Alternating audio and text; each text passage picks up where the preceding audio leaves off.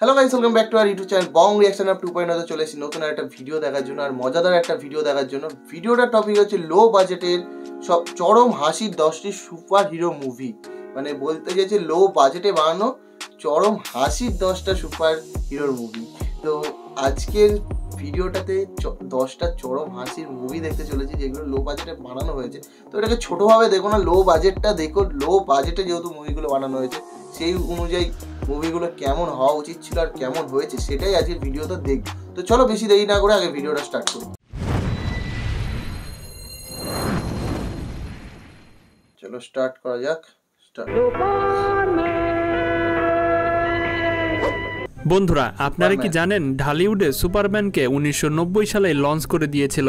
এবং আপনি কি জানেন যদি ক্যাপ্টেন আমেরিকা কোনো গরিব দেশের হিরো হতো তাহলে সেটা দেখতে কেমন হতো? প্লাস আপনি কি কখনো এমন হাস্যকর স্পাইডারম্যান দেখেছেন? তো বন্ধুরা, আজকের এই ভিডিওতে আমি আপনাদের অদ্ভুত কিছু ক্যামেরায় রেকর্ড করা সবচেয়ে বাজে এবং কম বাজেটের ফিল্ম সম্পর্কে জানাবো। তাহলে আর কথাটা বাড়িয়ে চলুন ভিডিওটি শুরু করা যাক। স্পাইডারম্যান। বন্ধুরা, স্পাইডারম্যানের উপর অনেক গুড মুভি বানানো হয়েছে। স্পাইডারম্যান 1, 2, 3, এরপরে স্পাইডারম্যান হোমকামিং এবং স্পাইডারম্যান ফার ফ্রম হোম পর্যন্ত সব মুভিতে স্পাইডারম্যানের চরিত্র অনেক কুল ছিল। কিন্তু স্পাইডারম্যান শুধু আমেরিকায় নয়, জাপানেও অনেক বিখ্যাত। যদিও জাপানের জিনিসগুলোর কোয়ালিটি অনেক উন্নত, কিন্তু জাপান স্পাইডারম্যানকে চিং পং বানিয়ে দিয়েছে। এই যে চিং পং স্পাইডারম্যান আপনারা দেখতে পাচ্ছেন, এটা মেড ইন জাপান। আসলে 1980 এর সময় জাপানের ভেতরে স্পাইডারম্যানের ডিমান্ড অনেক বেশি বেড়ে গিয়েছিল। তো জাপানের একটা টিভি চ্যানেল স্পাইডারম্যানের ড্রামা বানিয়ে তা প্রকাশ করতে শুরু করে। তারা স্পাইডারম্যানকে এমন অবস্থায় নিয়ে আসে যে বেচারা স্পাইডারম্যান কাউকে মুখ দেখাতেই পারে না। আপনারা বিশ্বাস করবেন না যে এই ড্রামায় স্পাইডারম্যানের কাছে বিশাল বড় একটা ঘড়ি থাকে, যেটার বাটন চাপলে স্পাইডারম্যানের কাপড় উড়ে বের হয়ে আসে। শুধু তাই নয়, এই পোশাকটি দেখে মনে হয় যেন বাজারের কোনো টেইলার্সের একটি দোকান থেকে বানিয়েছে। এছাড়াও এই চিংবং স্পাইডারম্যানের জালও লাইলন সুতার তৈরি। এমনকি পাকিস্তানের স্পাইডারম্যানও তাদের অবস্থা এত বেশি খারাপ হয়ে গিয়েছিল যে তারা এখনও খেটে খাওয়ার কাজ করছে। তারা আসলেই এই সুপার হিরো মার্ভেল মুভির চরিত্রটাকে একদম বাজে অবস্থা করে দিয়েছে। সুপারম্যান। বন্ধুরা, আপনারা সবাই হয়তো হলিউডের সুপারম্যানের ম্যান অফ স্ট্রিম মুভিটি দেখেছেন। অবশ্যই সুপারম্যান একজন বিখ্যাত নায়ক, কিন্তু কি হবে যদি আপনাদের বলি 34 বছর আগেই ঢালিউড সুপারম্যান মুভিটি রিলিজ করেছিল। আপনারা জানলে অবাক হবেন, 1990 সালে সুপারম্যান নামের একটা বাংলা মুভি রিলিজ করা হয়েছিল। সত্যি যদি কোনো ডিসি কমিক ফ্যান এই ফিল্মকে দেখে তাহলে তার মানুষের উপর থেকে ভরসাই উঠে যাবে। দারাজ থেকে অর্ডার করা সুপারম্যানের ড্রেসটা এতটা নিম্নমানের হয় যে এই দুর্গন্ধময় বীরকে দেখে শত্রুরা দুর্গন্ধেই মরে যাবে। তাছাড়াও এই মুভি কোয়ালিটি এবং এডিটিং অনেক বাজে। এর থেকে তো ভালো এডিটিং জাহদ চাচার মিউজিক ভিডিওতে দেখা যায়। এই ফিল্মে সুপারম্যান তার ক্যারেক্টার দিয়ে সুপারম্যানের ইজ্জত মাটিতে মিশিয়ে দিয়েছে। এই ফিল্মটা এতটা নিম্নমানের ছিল যে মানুষ দেখতে আসা তো দূরের কথা, একটা মাছিও আসেনি। এই ফিল্ম এতটাই নিম্ন বাজেটের ছিল যে এটা শুধুমাত্র একটা স্টারই পেয়েছিল বলে ধারণা করা হয়। Captain America. বন্ধুরা, আপনারা সবাই অ্যাভেঞ্জার্স এবং মার্ভেল মুভিতে ক্যাপ্টেন আমেরিকা তো দেখেছেন। যদিও আমেরিকার ক্যাপ্টেন আমেরিকা অনেক কুল। তো আপনারা কি কখনো গরিবের ক্যাপ্টেন আমেরিকা দেখেছেন? এই যে 2G ক্যাপ্টেন আমেরিকা আপনারা দেখতে পাচ্ছেন, এই মানুষটি তুর্কিতে জন্মগ্রহণ করেছিল। মূলত নকল ক্যাপ্টেন আমেরিকার উপর একটা সুপার হিরো মুভি তৈরি করা হয়েছিল। 1973 সালের তুরস্কের ভিতট একটা সুপার হিরো মুভি রিলিজ করা হয়েছিল, যার নাম ছিল 3 জায়ান্ট ম্যান ছিল।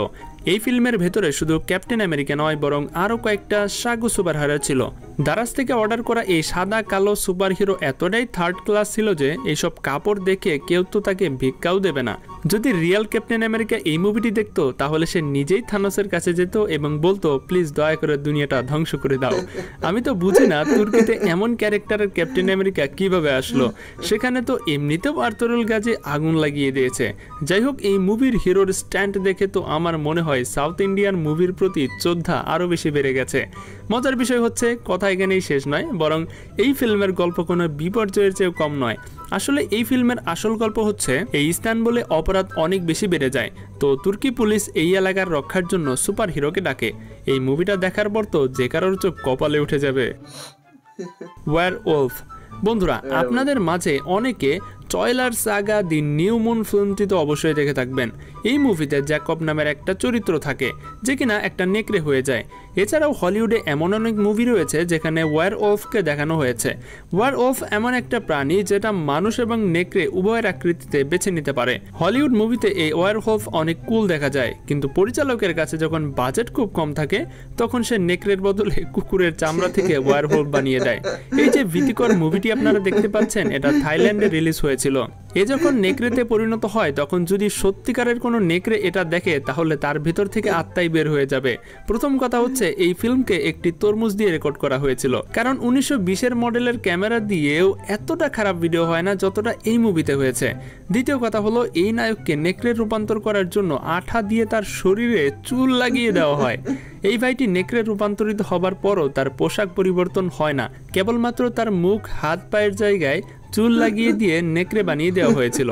আমি জিজ্ঞাসা করতে চাই তাদের এত কি তাড়াহুড়া ছিল যে আর বাজেট এত কম হলে মৌলিক ওয়াশিং পাউডারের বিজ্ঞাপন করত, এতে অন্তত ক্যান্সার থেকে মুক্তি পেত। শুধু তাই নয়, এই রূপান্তর শব্দটি শুনলে মনে হয় এই মুভির সাউন্ড ইফেক্টের জন্য টম অ্যান্ড জেরির সাউন্ড থেকে নেওয়া হয়েছে। যাই হোক, এই অসাধারণ মুভিটি হয়তো দুনিয়ার কোথাও আপনি দেখতে পাবেন না। Roast CGI. আপনারা হয়তো সবাই জানেন সারা বিশ্বের মধ্যে আফ্রিকান মানুষের অবস্থা সবচেয়ে খারাপ। অবস্থা যতই খারাপ হোক না কেন, মানুষের ফিল্ম বানানোর ইচ্ছে তো থেকেই থাকে। এই যে নাইজেরিয়ান মুভিটি আপনারা দেখতে পাচ্ছেন, এটার নাম ওয়ান ডে গভর্নর। এই মুভিতে হেলিকপ্টারের একটা দৃশ্য আসে যেখানে 10 টাকার মূল্যের হেলিকপ্টারকে যথাসম্ভব রিয়েল দেখানোর চেষ্টা করা হয়েছে।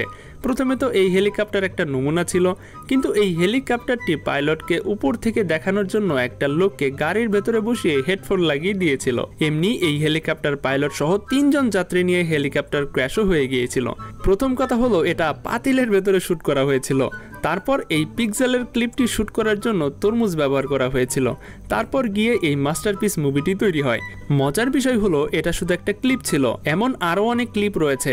মুভিটি 2 ঘন্টারও বেশি দীর্ঘ এবং এই মুভিতে এমন এমন দৃশ্য আরও দেখানো হয়েছে যেটা দেখার পর যে কারণে মুখের 14টি অংশ আলোকিত হয়ে যাবে।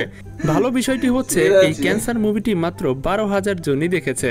তো বন্ধুরা, এটি ছিল মূলত আজকের ভিডিওটি কেমন লেগেছে সেটা কিন্তু অবশ্যই আমাদেরকে কমেন্টে জানাবেন। তো দেখা হচ্ছে পরবর্তী পর্বে মজার কোনো এপিসোড নিয়ে।